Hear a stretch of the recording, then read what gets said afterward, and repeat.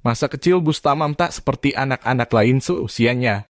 Pria kelahiran 1942 ini menghabiskan 10 tahun kehidupan pertamanya dengan dirundung malang. Saat usia 6 tahun dia ditinggal meninggal ibunya. Sejak itu bapaknya nikah lagi dan pergi entah kemana. Alhasil dia hidup sebatang kara bersama kakak dan adiknya di kampung Lintaubuol, tanah datar. Nahas 4 tahun kemudian rumah yang ditempatinya rata dengan tanah akibat longsor. Pada Februari 1954, bapaknya tiba-tiba datang menjemput Bustamam untuk pergi ke Riau. Di tanah rantau pertamanya itu dia menjadi petani karet untuk menghidupi keluarga. Namun, dia tak lama di Riau. Setelahnya, Bustamam diajak saudaranya ke Jambi. Di kota inilah perjalanan hidup sesungguhnya dimulai. Sebagaimana dipaparkan Hasril Caniago dalam kisah hidup Haji Bustamam pendiri restoran sederhana. 2019 tahun. Pada 1955. Atau di usia 13 tahun. Dia bekerja sebagai kernet angkot. Panasnya terik matahari tak menyurutkan langkahnya untuk mendapat uang. Setelah jadi kernet angkot, dia mencoba berjualan rokok. Di Jambi banyak para pekerja yang menjadikan rokok sebagai temannya. Alhasil, ini adalah peluang usaha besar bagi Bustamam.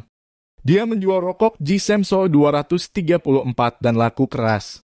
Hingga akhirnya dia bisa membeli barang baru dari bisnis rokok. Namun, karena di Jambi ada konflik, dia banting setir untuk bekerja di warung makan Padang milik kenalan saudaranya pada 1960-an. Di sana Bustamam banyak membantu. Mulai dari cuci piring, tukang masak, pelayan, sampai membeli bahan pangan. Warung Padang ini bernama Sederhana. Bekerja di Sederhana membuatnya paham seluk-beluk berbisnis restoran.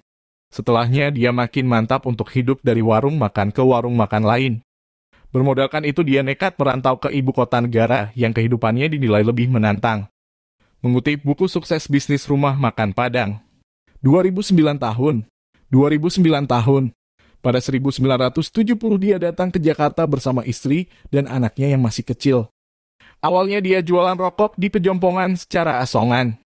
Namun karena sering dipalak preman dan jadi incaran Satpol PP, dia memilih bisnis warung makan Padang. Awalnya dia berjualan lewat gerobak di atas trotoar dan samping got kotor, sekitar Bendungan Hilir, Ben Hill, pada 1972. Nama warungnya adalah Rumah Makan RM Sederhana. Meski kelihatannya jorok, dagangannya laris manis karena lezat dan yang terpenting murah.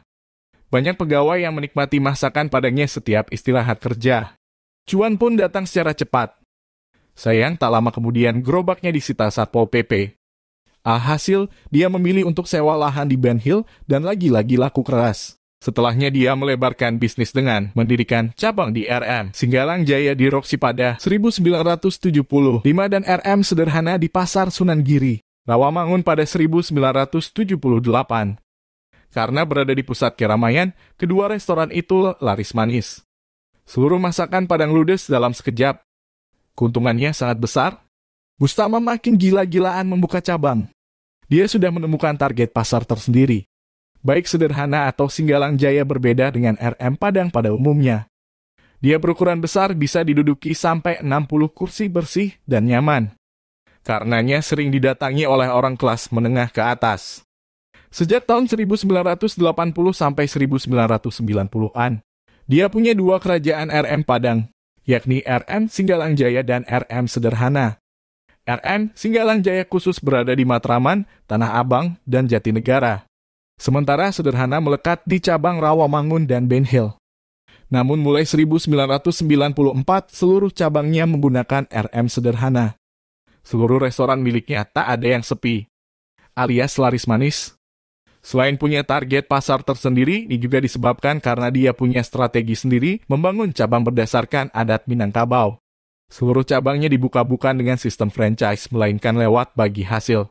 Dengan sistem bagi hasil, pendapatan pekerja ditentukan oleh laris atau tidaknya rumah makan. Karena itu mereka pasti punya tanggung jawab untuk membuat restorannya laris. Mereka akan menjaga mutu rasa masakan dan pelayanan yang baik. Secara sadar mereka akan menggenjot sendiri RM Sederhana hingga menarik banyak pengunjung, tulis Hasril Caniago. Cara ini terbukti berhasil. Sejak 1990 sudah ada puluhan RM Sederhana di Jabodetabek. Kini RM Sederhana memiliki 200 cabang di seluruh tanah air. Bahkan sudah ada di luar negeri seperti Malaysia. Keberhasilan membangun gurita bisnis nasi Padang membuat Bustaman layak dijuluki Raja Restoran Padang Indonesia, bahkan Raja Restoran Padang Asia Tenggara.